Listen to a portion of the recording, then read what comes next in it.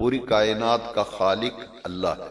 قرآن سنیے، اللہ خالق کل شیء، ہر چیز کا خالق اللہ ہے، لیکن یہی لفظ حضرت عیسیٰ علیہ السلام اپنے لیے استعمال کرتے ہیں، انی اخلق لکم، میں تخلیق کرتا ہوں تمہارے لیے، من الطین، تین مٹی کو کہتے ہیں، کہیئۃ الطیر، طیر پرندے کو کہتے ہیں، کہ پرندے کی مورتی بناتا ہوں مٹی سے، پانی گارا بنا کر، اور جب وہ مورتی بنا لیتا ہوں پھر کیا کرتا ہوں، سنیے سورہ آل عمران، فرماتے ہیں فانفخو۔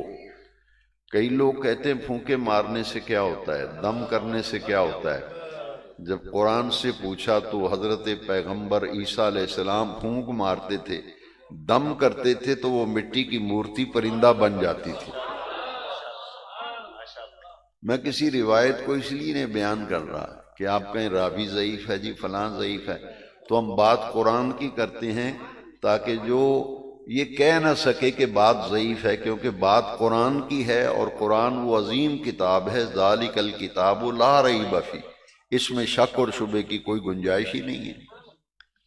کئی اس کا ترجمہ کرتے ہیں اس میں شک شبہ نہیں۔ ہمارے استاذ گرامی فرماتے تھے کہ یہ ترجمہ سب سے بہتر ترجمہ یہ ہے کہ یہ وہ بلند مرتبہ کتاب ہے جس میں شک اور شبے کی گنجائش نہیں، گنجائش ہی نہیں ہے۔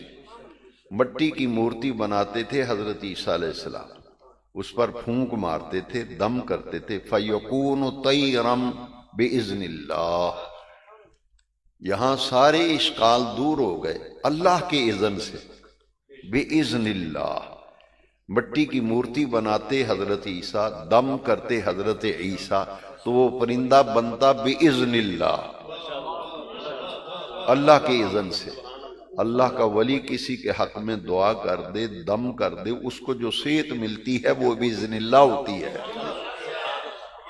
وہ بِإِذْنِ اللہ ہوتی۔ اس آیت نے نقطہ سمجھا دیا۔ اب یہ مٹی کی مورتی بنائی، وہ ہوا میں اڑنے لگی۔ اچھا کبھی ہوا ہے کہ مادرزاد نابینا شخص جس کی بینائی نہیں، آنکھیں نہیں، پیدائشی طور پر نابینا ہے، قرآن یہ کہتا ہے کہ حضرت عیسیٰ علیہ السلام فرماتے تھے میرے پاس اگر پیدائشی نبینا لے آؤ یا پیدائشی کوڑ کے مرض میں مبتلا شخص کو لے آؤ، میں اسے نابینا کو آنکھیں دوں گا، اور کوڑ کا مریض اگر میرے پاس آئے میں اسے شفا یاب کروں گا۔ وَأُبْرِئُ الْأَكْمَحَ وَالْأَبْرَصَ، اکمہ کہتے ہیں مادرزاد، جماندرو جسے کہتے ہیں نبینا۔ وَأُبْرِئُ الْأَكْمَحَ وَالْأَبْرَصَ وَأُحْيِي الْمَوْتَى بِإِذْنِ اللَّهِ۔ اچھا مردے بھی کبھی زندہ ہوئے ہیں، لیکن قرآن یہ کہتا ہے کہ پیغمبر خدا حضرت عیسیٰ علیہ السلام نے مردوں کو زندہ کیا۔ وَأُحْيِي الْمَوْتَى، واحد متکلم کا صیغہ ہے، میں زندہ کرتا ہوں مردوں کو، میں زندہ کرتا ہوں بِإِذْنِ اللَّهِ، اللہ کے اذن سے۔ ساری بات ختم ہو گئی، شک ختم ہو گیا، شبہ ختم ہو گیا۔ جب اللہ کے اذن سے نبی کام کرتا ہے تو شک کس بات کا، پھر شک کس بات کا۔ اب یہ کام کیے، ایک مٹی کی مورتی بنا کر دم کیا، وہ ہوا میں اڑنے لگا۔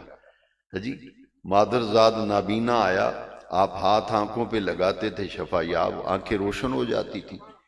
تیسری چیز دیکھیے، اگر کوڑ کی مرض والا آیا ہے، آپ دم کرتے شفا یاب ہو جاتا، مردہ اٹھا کے لایا جاتا، حضرت عیسیٰ اللہ کے اذن سے زندہ فرما دیتے۔ پانچ معجزات ہیں اس ایک آیت کے اندر، 5 معجزات کا ذکر ہے حضرت عیسیٰ کا۔ وہ کیا ہے؟ آپ سب حضرات گھر سے یقیناً کچھ نہ کچھ کھا پی کے آئے ہیں، لیکن مجھے نہیں پتا کہ آپ کیا کھا پی کے آئے ہیں۔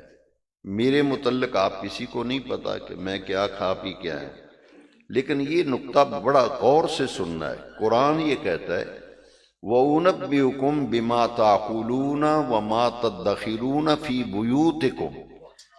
5واں معجزہ حضرت عیسیٰ کا یہ ہے، فرماتے ہیں وَأُنَبِّئُكُم، میں تمہیں بتاؤں گا، میں تمہیں بتاتا ہوں، بِمَا تَأْكُلُونَ، جو کچھ تم کھا کے آئے ہو، وما تدخرون فی بیوتکم، مجھے نہیں پتا کہ آپ گھر میں کیا رکھ کر آئے ہیں، آپ کو نہیں پتا میں کیا رکھ کے آیا ہوں، مگر پیغمبر نبی اور رسول کی یہ شان ہے کہ آپ فرماتے ہیں میں سب کو بتاؤں گا، تم اب یہ کھا کے آئے ہو، یہ کھا کے آئے ہو، یہ پی کے آئے ہو، اور یہ بھی بتاؤں گا کہ فلان جگہ گھر میں یہ چیز رکھ کے آئے ہو۔